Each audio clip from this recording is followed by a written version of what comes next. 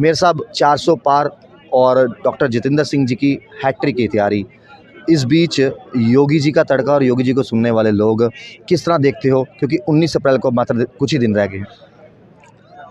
देखिए, भारतीय राजनीति में एक नई ओरिएंटेशन आई है और उसका मुख्यतः कारण ये रहा है कि प्रधानमंत्री मोदी जी का जो कार्यशैली है, उसने चाहे अंतर्राष्ट्रीय स्तर हो, चाहे हमारे सोशल रिलीजियस इश्यूज़ हों और चाहे जन कल्याण की योजनाएं हों, तीनों स्तर पर काम किया है। और ये पहली बार हुआ है भारतीय जनता पार्टी ने जिस प्रकार से नई ओरिएंटेशन करते हुए समाज में चेतना लाई है, उससे पूरा देश एक बहुत ही ऊंचे स्तर के मोड़ में चला गया है। ये ऐसी धार है कि अगर आप काम नहीं करते हैं तो जनता आपको नीचे खींच देती है, और अगर आप अच्छा काम करते हैं तो ऊपर से प्रेशर आता है। तो ये तो राजनीति में रहेगा और इसी को झेलते झेलते आपको आगे चलना पड़ता है। और ये होना भी चाहिए, क्योंकि प्रतिस्पर्धा होती है। हर आदमी कहता है कि मैं ही अच्छा हूँ, लेकिन अच्छा तो काम करके दिखना पड़ेगा। बिल्कुल। और जो काम करके दिखता है उसको जनता हाथ पे लेती है, और जो है नहीं होता है उसके लिए हाथ वो उल्टा कर देती है। तो ये सब कुछ जनता के हाथ में है। हमारे साथ पूर्व मेयर जितेंद्र शर्मा जी हैं, जो कि कठुआ में पहुंचे हैं और भाजपा इस बार कह रही है 400 पार। और योगी आदित्यनाथ जी की बात करें, कुछ ही मिनटों में यहाँ पर पहुँचने वाले हैं और यहाँ पर वो संबोधित करते नजर आएंगे।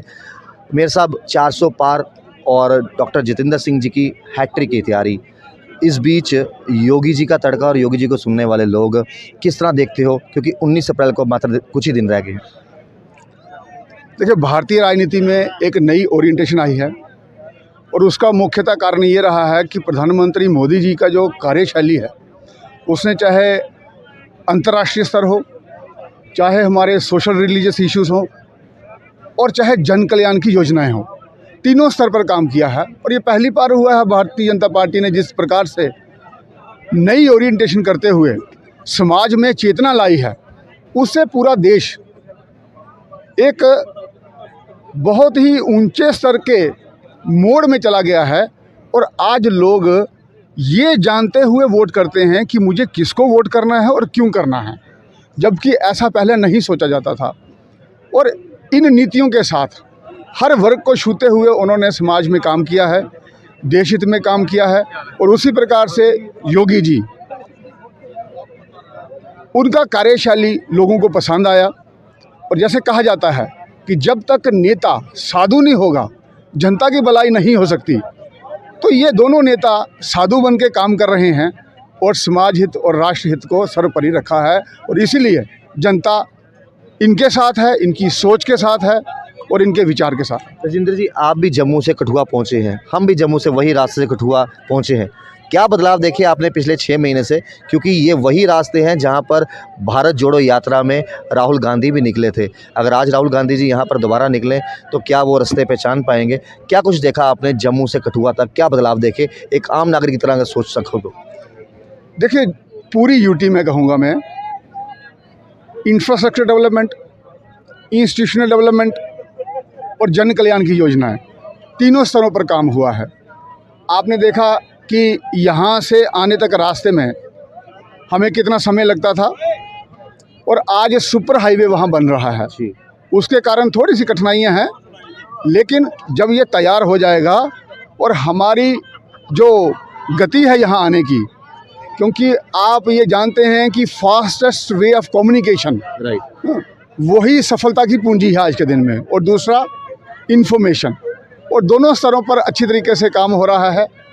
और पूरी यूटी में प्रशासनिक व्यवस्थाएं सुधरी हैं, ऑनलाइन हमारी सेवाएं हुई हैं।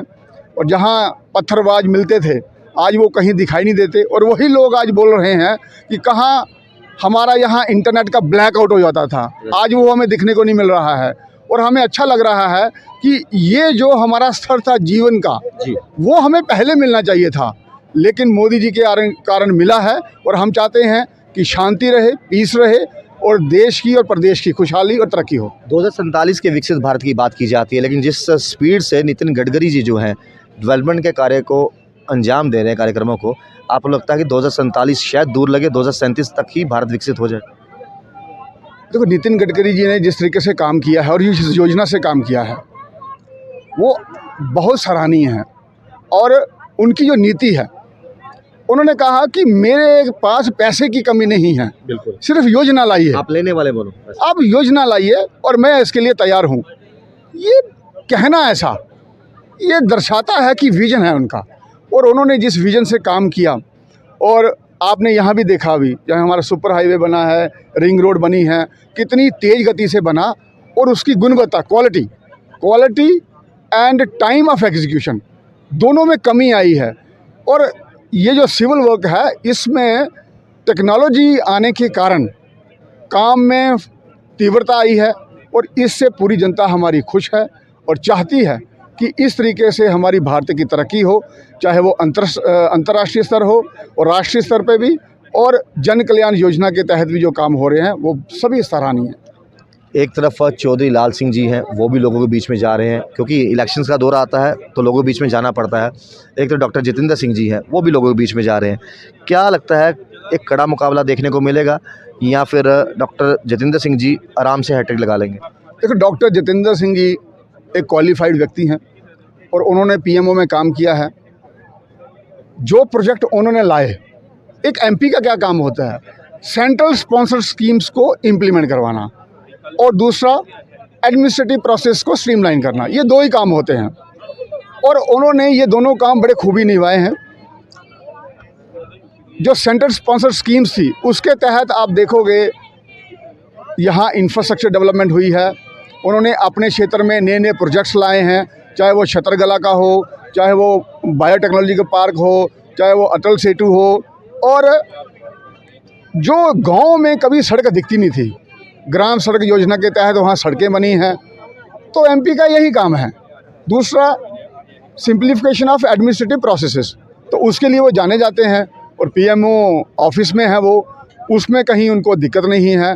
तो ऐसे व्यक्तित्व को अगर हम वोट देते हैं तो वो सही एक वोट का मतलब होगा, और उसी से हमारी तरक्की संभव है। आपको लगता है जो काम करने वाला इंसान हो, जो दिन रात काम करता हो, 24/7 काम करता हो, लोगों के हित में काम करता हो, अक्सर लोग उनसे अपने ही नाराज़ हो जाते हैं? मैं आपकी बात भी करूंगा, आपको समय बड़ा कम मिला, लेकिन आपने कोई भी कसर नहीं छोड़ी, लेकिन अपने भी नाराज़ हुए। जनाब, ये खुद तो फ्री बैठते नहीं, हमें फ्री बैठने देते नहीं। तो लगता है कि वो नाराज़गी भी कई बार लोगों के हित के लिए झेलनी पड़ती है। देखो क्या होता है, ये राजनीति है ना, ये ऐसी धार है कि अगर आप काम नहीं करते हैं तो जनता आपको नीचे खींच देती है, और अगर आप अच्छा काम करते हैं तो ऊपर से प्रेशर आता है। तो ये तो राजनीति में रहेगा, और इसी को झेलते झेलते आपको आगे चलना पड़ता है। और ये होना भी चाहिए, क्योंकि प्रतिस्पर्धा होती है। हर आदमी कहता है कि मैं ही अच्छा हूँ, लेकिन अच्छा तो काम करके दिखना पड़ेगा। बिल्कुल। और जो काम करके दिखता है उसको जनता हाथ पे लेती है, और जो नहीं होता है उसके लिए हाथ वो उल्टा कर देती है। तो ये सब कुछ जनता के हाथ में है। बिल्कुल सही आपने कहा, बहुत बहुत शुक्रिया आपके कीमती समय के लिए। ये जनता के हाथ में, जनता सब जानती है। तो कुछ ही देर में योगी आदित्यनाथ जी यहाँ पर संबोधित करेंगे, और जिस तरीके से अगर जम्मू कश्मीर की बात करें, डेवलपमेंट के कार्य हो रहे हैं, एम्स, IIT, IIM की बात करें, तो युवा बेसिकली चाहता क्या है? विकसित भारत। युवा कल का जो भविष्य है, उनको वो चीज़ें अगर कोई सरकार मुहैया करवा रही है तो शायद उनको वोट डालते समय कोई दोहराई नहीं होगी। लेकिन फिर भी मैं कहूँगा, वोट आपका अधिकार है, आप जिसको भी डालने जाएं, लेकिन डालने ज़रूर जाएं। आप देखते हैं चैनल वन, राहुल खत्री।